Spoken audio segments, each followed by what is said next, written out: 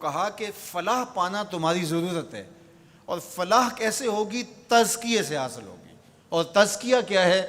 تزکیہ تمہارے باطن کی ستھرائی کا نام ہے، اندر کی پاکیزگی کا نام ہے، تمہارے دامن کی عفت کا نام ہے، تمہارے خیالوں اور سوچوں کی طہارت کا نام ہے، تمہارے طرز معاشرت کی خوبصورتی کا نام ہے، تمہارے انداز حیات کی ندرت کا نام ہے، تمہاری زندگی کا جمال تزکیہ ہے، خوبصورتی تزکیہ ہے۔ اللہ کی حرام کردہ چیزوں سے بچنا، اس کی ممنوعات سے محفوظ رہنا، حتیٰ کہ مکروہات سے بھی، اور یہاں تک کہ ایسی سوچ سے بھی، ایسے خیال سے بھی، ایسے وسوسے سے بھی اپنے آپ کو بچانا، اس کو تزکیہ کہا جاتا ہے۔ اور اللہ تعالیٰ جل شانہ نے یہاں ارشاد فرمایا قد افلح من تزکا، جس نے اپنے اندر کو ستھرا کر لیا۔ باہر تو مل مل کے سارے ہی دھوتے ہیں، لباس پہ بھی سلوٹ نہیں پڑنے دیتے، اور اپنے بدن پہ ایک ریزہ مٹی کا بھی پڑ جائے تو وہ بھی جھاڑتے ہیں۔ کہا یہ بھی اچھی بات ہے، اسلام ستھرائی کا دین ہے، صفائی کا دین ہے، لیکن اس سے کہیں زیادہ اہمیت ہمارے باطن کی صفائی کی ہے، ہمارے اندر کے ستھرا ہونے کی ہے۔ تزکیہ مقصود ہے۔ اب یہ تزکیہ کس طرح ہم حاصل کریں؟ ایک تو اسی آیت کریمہ میں ارشاد فرمایا فَذَكَرَ اسْمَ رَبِّهِ، اپنے رب کا نام ذکر کیا، نام پکارا، یعنی ذکر الہی یہ حصول تزکیہ کا سبب ہوا۔ فصلی، اور دوسری بات ارشاد فرمائی نماز۔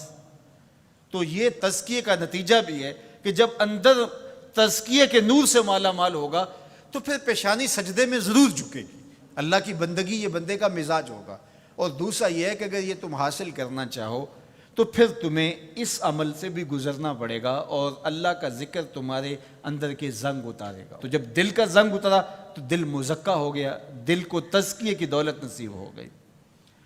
اور دوسرے مقام پہ اللہ کے محبوب علیہ الصلوۃ والسلام نے دل کے زنگ اتارنے کا جو ایک نسخہ ارشاد فرمایا وہ یہ ہے کہ دل کا زنگ قرآن مجید کی تلاوت سے اترتا ہے۔ اب ذرا دیکھیے قرآن مجید میں بھی اس پر بڑی خوبصورتی کے ساتھ ارشاد فرمایا گیا۔ حضرت ابراہیم علیہ السلام کی جو دعا ہے ربنا وابعث فیہم رسولا، ابراہیم علیہ السلام اللہ کے گھر کی تعمیر کر چکنے کے بعد عرض گزار ہوتے ہیں کہ مالک تیرے گھر کی تعمیر کی، یقیناً تو اس کا بہتر صلہ عطا فرمائے گا، تو اپنی جناب سے جو اجر اور صلہ عطا فرمانا چاہتا ہے اس میں سے میری چاہت یہ ہے کہ تو وہ رسول برحق مبعوث کر دے جو ان پر تیری آیات کی تلاوت کرے۔ اور اس دعا کا ذکر اللہ تعالیٰ نے قرآن مجید میں کیا، اور جس مقام پہ دعا کی اس مقام کو بھی محفوظ رکھا۔ وَاتَّخِذُوا مِن مَقَامِ إِبْرَاهِيمَ مُصَلَّى، کہا اس کو جائے نماز بنا لو۔ آپ نے حج یا عمرے کی سعادت پائی ہو تو وہاں مطاف سے تو ہر رکاوٹ اٹھائی جاتی ہے کہ طواف کرنے والوں کو کوئی دقت نہ ہو، اور یہاں یہ پتھر نصب کیا ہوا ہے، یا اللہ تیرے گھر کے سامنے یہ پتھر تو نے تو پتھروں سے دور ہٹایا تھا، لیکن اس پتھر کے نیڑے آ کے سجدہ کرنے کا کہا گیا۔ وَاتَّخِذُوا مِن مَقَامِ إِبْرَاهِيمَ مُصَلَّى، طواف کر لیا، عمرہ کر لیا، حج کی سعادت پائی، طواف زیارت کر لیا، لیکن کہا کہ تمہارا طواف نہیں مانوں گا جب تک 2 رکعت یہاں نہیں پڑھو گے جہاں میرے یار کے قدم لگے۔ یا اللہ تیرے گھر کا طواف ہو گیا، کوئی کسر رہ تو نہیں گئی تھی؟ کہا محبت کی بولی جانتے ہو تو یار کا ڈیرا اچھا لگتا ہے، اتنی دیر تک تمہارا طواف ہی قبول نہیں جب تک یہاں ماتھا نہیں رگڑو گے جہاں میرے یار کے، میرے خلیل کے قدم لگے۔ اب وہاں پیشانی رگڑائی جا رہی ہے اور وہاں ماتھا رگڑا جا رہا ہے۔ کہا یہ مقام ابراہیم ہے، یہ عزت کا مقام ہے، اس پتھر کے نیڑے لایا جا رہا ہے۔ وہ بھی پتھر ہے، کالے رنگ کا پتھر ہے، لیکن اس کو چومنے کی تلقین کی، ادب سے چوما جا رہا ہے، عقیدت سے چھوا جا رہا ہے، پیار سے دیکھا جا رہا ہے۔ میں نے بوڑھے اشخاص کو بھی دیکھا کہ ہتھیلیوں پہ جان رکھ کے پتھر کو چومنے کے لیے بے چین ہے۔ اکلوتے بیٹے کو چومنے کے لیے ماں کی وہ تڑپ نہیں ہوتی جو اس پتھر کو چومنے کے لیے کلیجے کے اندر بےتابی اور ایک بے چینی اور اضطراب ہوتا ہے، مجھے ایک بوسہ میسر آ جائے۔ یہ تڑپ کیوں؟ یہ راز حضرت عمر نے کھولا۔ حجر اسود کو چوم رہے تھے اور چومنے سے پہلے بولے اے حجر اسود تجھے کبھی نہ چومتا اگر میرے حضور نے نہ چوما ہوتا۔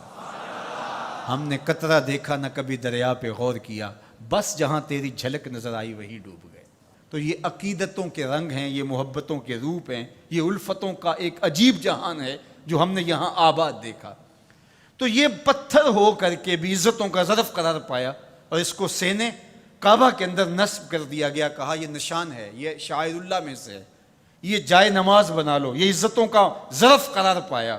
اس کو یہ عزت کیوں ملی؟ اس لیے کہ حضرت خلیل اللہ کے قدم لگے۔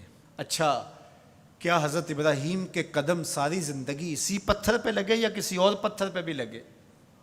ظاہر ہے یہ سارا علاقہ ہی پتھریلا تھا، ان کے قدم تو جگہ جگہ لگے، لیکن کسی اور پتھر کو محفوظ نہیں کیا گیا۔ اس پتھر کو محفوظ کیوں کیا گیا؟